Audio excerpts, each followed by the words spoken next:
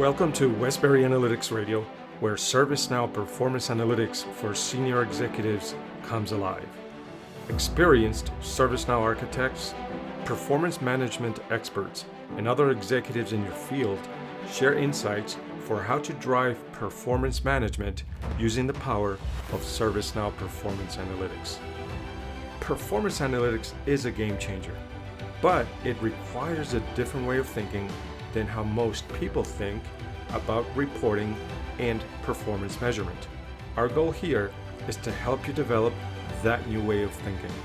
I am your host, Pedro Soto. Hello, everybody. Welcome back to Westbury Analytics Talk Radio. This is Pedro Soto, your host. And today I've got a special guest. His name is Pierre Bernard. He's currently the Global ITSM Process Manager for IKO Industries. He's got 34 years of experience in IT, 7 of those being a service desk manager. And one of the things that Pierre really is big about is transforming best practice concepts into reality.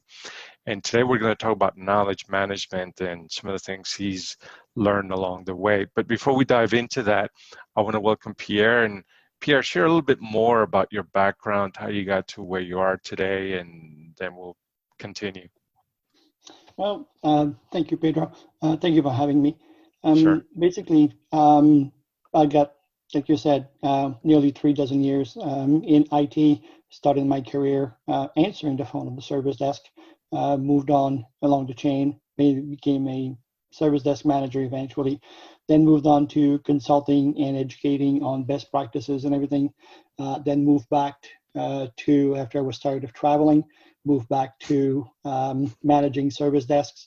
And now I'm the process manager for, as you mentioned, IKO Industries. And from along the way, I picked up a lot on many best practices. And one of the things that has always interested me is knowledge management and getting people to understand that knowledge management isn't about just creating documentation, but it's also about knowledge transfer, and that people seems to be reluctant about knowledge transfer, but I guess we'll talk about that in a few minutes. Excellent. Thank you. So, folks, here's somebody who's been around, started from the trenches, answering phones, as he said. Pay attention. There's some golden nuggets coming your way. So, knowledge management, you just said what it isn't. Can you share a little bit more about what you've observed? Is this thing about everybody, whenever you say knowledge management, immediately the default thinking is, okay, yeah, we got to create knowledge articles. Yeah, true. That's what people think.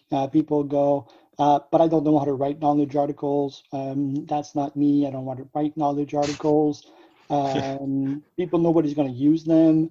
I know what I'm doing, right? That's only for the service desk. I'm second level. I'm third level. I'm a developer, right? All my information's online anyway, right? Things like that. So people, it's not, I'm not saying that people are looking or making excuses, but we're creatures of habit, right? We are humans, and we are coming up with those excuses in a sense because we're very busy, right? I mean, the thing is, unlike a sports team, okay, we don't have any players on the bench just waiting there to take our spot on the playing field, okay? And that's kind of unfortunate a little bit, you know. If we had that ability to, and you know, I know the profit margin and all of these things, but imagine if somebody would allow their organization to have people to just get off, you know, the support side or the development side and simply focus on personal development and knowledge transfer, and, you know, both ways, coaching and mentoring others, receiving coaching and mentoring, creating documentation, reading, watching videos, attending courses without having to work at the same time. That would be fantastic. But that's daydreaming, I guess. Yes. So how do you make it happen in the real world where we don't have that luxury that you just described, that utopia? With a lot of cajoling, a lot of talking, a lot of give and take. You have to make people realize, especially on the management side, that when, for example, what I've been able to do at ICO recently, actually, and I've been trying to do that in many other organizations before with more or less degrees of success, is to assign in everybody's work week 1 hour dedicated to knowledge management. So people have in there, when you look at workload for everybody, right? We're always looking at how much time you spend in meetings, how much time you spend doing email, how much time more administrative tasks, how much time you spend on support tasks, right?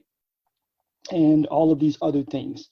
And so therefore, why not assign time for knowledge management? And so it's not a big amount of time. It's 1 hour a week. So if we think about, a typical work week, let's assume 40 hours. It makes a lot of sense. It simplifies calculations. Yep. Right? It's 1 hour out of 40 hours, or 2.5% of your time. And to me, it doesn't matter if it's a block of 60 minutes, 4 blocks of 15 minutes, 2 blocks of 30 minutes. Right? At least the people are doing some knowledge management. So presently, we're focusing on creation of knowledge articles. Okay, so Pierre, that sort of sounds like type of a learning management system, right? And I know you have some ideas about that, integrating that as part of the overall knowledge management function. Yes. Well, from an IT perspective, right, most of the IT service management tools have a knowledge management component, okay, to create knowledge articles on how to deal with incidents, requests, problem changes, you name it, okay? However, that's more for the transactional things, right? Okay, but it doesn't deal with everything else that goes around, the reporting and the soft skills and all of these other things. So we need to have kind of a learning management system, if you will. There's great learning management systems. Many of the tools on the market have a lot of integration points, whether they are APIs or built-in integration. That depends on the tools you may want to select and everything. We always have to be careful about tools, though. I'm not the one who quoted that first, so I'm going to give credit where credit is due to whoever invented that quote. But a fool with a tool is still a fool. Okay, and so therefore, when we're using a tool, okay, it is for hosting the material. Okay, it doesn't drive the process. We need to put in place a knowledge management process. So what we've done at ICO first was to come up with a process on how to handle the documentation from creation to retirement and disposal of documentation. The learning management system, is it primarily for the development of the IT group, or is it also for the rest of the company? It's for the company. It's for the DR organization. It's not just for IT. So learning management system is typically part of the HR function, right? I know that many tools on the market today, the LMS, the learning management system, is part of the HR function and it's part of the HR systems, okay, and HR tools. There are some standalone learning management systems as well. So it depends on what your organization wants to do. One thing that I can say is the network drive is not a learning management system. That's right. And SharePoint isn't a learning management system. It's a content management system. Okay, and unfortunately, people complain about things like SharePoint because they simply replicated the network drive in which it's all that stuff all over the place, and they just ported it to SharePoint, and now they basically ported a mess and recreated that mess onto another tool. and they complain SharePoint is a bad tool. No, SharePoint is a Yeah. great tool. It's the way they're using it. That's right. It's like somebody who's trying to use a wrecking ball to, put a little hammer, a little nail on the wall to hang a picture. So a properly constructed and deployed learning management system, yes, should it also have as an objective one of the core sort of directives of a service desk, which is to shift left, right? To bring things that can be brought from level 3, level 2 down to level 1 and even L0. Oh yeah, definitely. Many of the things that should happen is by doing knowledge transfer. And I'm glad you mentioned that, moving from or downloading or cascading off to. So the knowledge transfer should be that the mundane task, right? For example, doing a password reset when you're level 3 should not happen. Right. Right.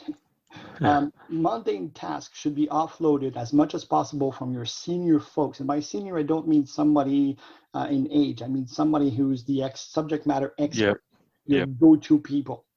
They should offload that to your more junior people, the people who are in those support groups, but they're more, they just joined that group. They don't have as much experience, okay, and knowledge. So you transfer that to they're more the apprentice, so to speak. Yeah. Then they offload that to the previous level. So from 3rd level to 2nd, from 2nd to 1st. Who's 1st level? The service desk. To me, if we think about that, I love the Pareto principle. If we were to use the Pareto principle, right, and all the contacts coming into the service desk are being resolved and handled at the service desk, and we use 80% of that. That means that only 20% of all the contacts to the service desk make it to 2nd level. Out of those 20%, if we look at 80% of those 20 make it to 3rd level, that means only 4 contacts make it to, or 4 tickets make it to 3rd level, right? Now, imagine this. If we were able to get 80% of all of the contacts that make it to IT to be handled by level 0 or self-help, right? Can you imagine how freer IT would be? Now, when I say IT would be freer, it doesn't mean we would be able to cut off and shrink the number of personnel in IT. It means we would finally be able to deliver the projects and do root cause analysis, right? Right, and finally do all those changes without having to rush through them. Yeah, right? And so free up people from those mundane tasks to much higher value work. There's 2 tasks basically that IT has to perform: support the business, right, right, and the projects. The thing is, it's a balancing act, right? And so the more that we can offload to 1st level, we free up 2nd and 3rd level. The more we free up 1st level, I mean, there are so many help desks right now, service desks, that keep handling password resets. I mean, why? It doesn't cost much to invest into the technology to reset your password automatically, right? We do that all the time for our bank, right? Everybody knows how to reset their passwords for their banking account, for their Netflix account, their Facebook account, whatever it is.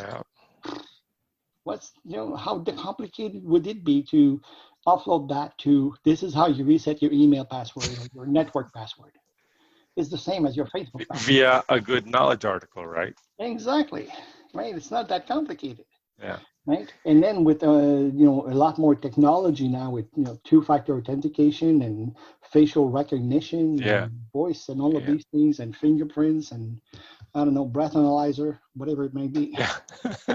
Now, let me ask you this: bringing in the analytics angle to this, what's been your experience in effective way to use analytics to measure the effectiveness of the knowledge management process? Yes. Well, that's important. To me, and I've spoken last year because I knew I was putting in place knowledge management at ICO.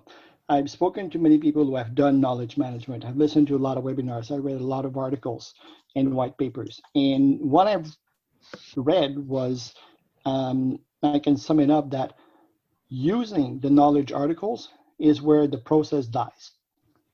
Okay. Okay. Why? Because, and that will prevent us from offloading from third level to second, from second to first, from first to level 0. Why? Because after a while, people get familiar with the procedures. They know how to fix things, so they don't need to consult the recipe book. And so therefore, right, unless they do it only once in a while, but the vast majority of procedures, we know how to do them because it's the same thing that comes back again and again. Yep. But if we look at the principles of ITIL 4, which is basically optimize and automate, how can I optimize if I don't know what to optimize, right? To optimize, Yep. or what to automate, because I don't have the analytics. It would be nice if, for example, let's assume I have 100 knowledge articles, and at the end of the year, right, I look them up and I look at, oh, they've all been used. Wow, management would be ecstatic. We have 100 knowledge articles, they've all been used. Hey, that's excellent. We dig a little deeper, we realize they've been used once or twice. Mm-hmm. That's not good, right? Yep.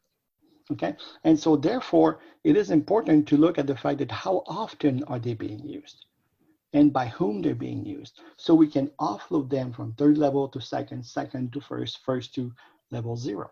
And so what people should do is have the discipline, right, the resolve to say that every time they fix something, whether it's an incident, a problem, a change, or whatever transactional something they do, even when they do development or projects or whatever it is they do at second or third level, if they were to track the knowledge articles and the documentation that they're using, right, we would be able to have better analytics to say what we can optimize and what we can automate.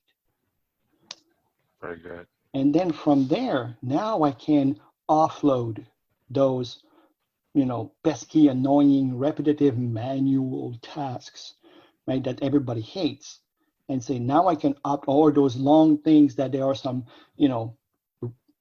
there's fat in there, and do adopt the lean approach to things, which is go and put the procedures and the processes on the diet and remove the superfluous steps. Yep. Right? Just because, right? I Yep. mean, for example, if you were to create the procedure to download an app from the App Store, where would you start? You would not start with saying, put the phone in your hand. If you have this model phone, this is what you do. Turn it on. Log on to it. No, that's not where you would start. You would say, click on the app button. That's where you would start. Yep. Click on the app button. Right? And then you would say, find the app you want to download, click on it, wait for the download to complete, click on open. That's it. Yeah. Right? That's what you would do. Or you would say even use your voice to tell your assistant to download the app. Right? Yep. It would be one or the other. It would be that simple. So the consumerization of tasks, right, which is the automation, needs to happen at some point. And IT is way behind that. But how do I know which ones to do if I don't have the analytics from a knowledge perspective? Right. And as you said, the analytics is what gives you the insight on what to optimize and what to automate. Yes. And so what I need to do is this. I need to convince people to take those extra 5, 6, 7 seconds in their tickets to say which knowledge articles they use or would have used, so that I can have that information down the road, so I can save them hours down the road later. Right? Excellent. Mhm. The other thing also that I forgot to mention about knowledge management is this: when we do knowledge transfer, Yeah. in getting people to document what they know and how they do things, is people are always reluctant for that. And there's the organizational change piece that we need to and the resistance to change that we need to talk about a little bit as well, where people will say, well, Pierre, if you know what I do, and if I document how I do it, you won't need me anymore. And you know what I answer to these people now for the last 5 or 6 years? What I now answer to these folks, I say, you are correct. That's exactly why I want you to document, because I need you to do something else. Yep. I cannot afford you to do what you do today. Your third level support, you should not be doing those mundane administrative tasks that you do. Those little pesky, annoying incidents and requests that you do should be done at first level. But I like to do them, but you were not hired to do them.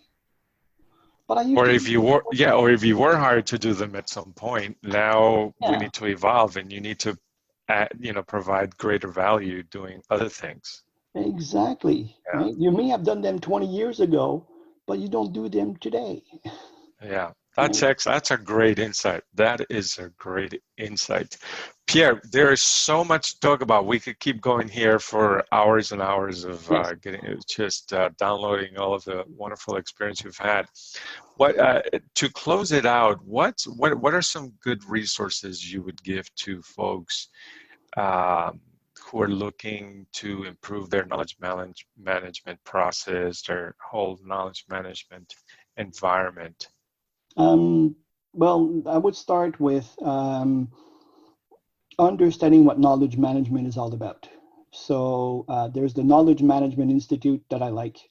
Okay. There's also the information on the Service Desk Institute and the Help Desk Institute about knowledge management, which makes a lot of sense. Okay. Also learning about, just go and explore learning management systems. Before you go and play with a tool, if you have one, okay, or if you don't have one, doesn't matter. Go online, check what is a learning management system. What does it do? What are the recommendations? And very often, the first thing that people do now with tools is they will say, put your process in place. Make sure you know how and why you want to use a tool before you purchase my tool. Very good. Okay? So to me, this is what I would do. And then investigate skills and knowledge inventories. Look at soft skills. And from a soft skills, if I'm allowed to plug one website that has great soft skills, and it's very inexpensive, would be Mind Tools. Right? Is that Mind as in M-I-N-D? Yeah, Mind Tools, MINDTOOLS.com. It's fantastic, everything you can have in there. They got everything. They got interviews, Excellent. They got book reviews, they've got that's 2 or 3 page articles on a lot of stuff. Great, that's what I wanted, and one of those nuggets so folks can refer them. Well, Pierre, I want to thank you for making time out of your schedule and come and share your experience and your knowledge with our audience. And I've learned quite a bit. I've enjoyed our time, and we'll have to do it again sometime, hopefully. Yeah, you're welcome. Thanks. My pleasure. Thank you. Okay. Stay safe. We see a time when all business leaders using ServiceNow Performance Analytics will easily know how to leverage its power to help them reach their business goals. Performance Analytics offers you a way to do that. To discover how you can get there faster, send us an email to info@westburyanalytics.com.